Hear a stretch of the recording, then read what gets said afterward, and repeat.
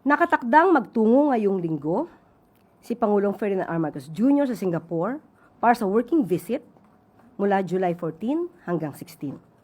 Bahagi ito sa pagsulong ng pamahalaan sa mas matatag na bilateral relations ng Pilipinas at Singapore na magsisilbing susunod na chair ng Association of Southeast Asian Nations sa susunod na taon.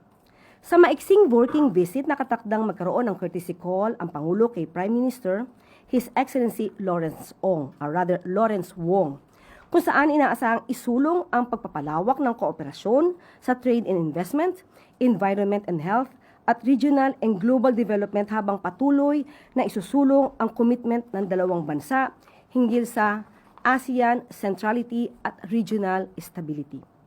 Makikibahagi rin ang Pangulo sa Milken Institute's private roundtable discussion sa Philippine Embassy sa Singapore kung saan makakasalamuha niya ang mga business leaders bilang bahagi sa effort ng pamahalaan matapos kilalanin ang Pilipinas bilang upper middle income country.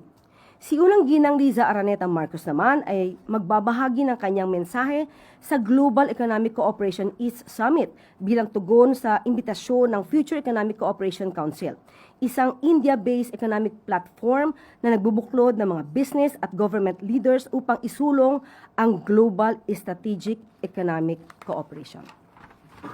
At yan po ang ating pinakahuling anunsyo.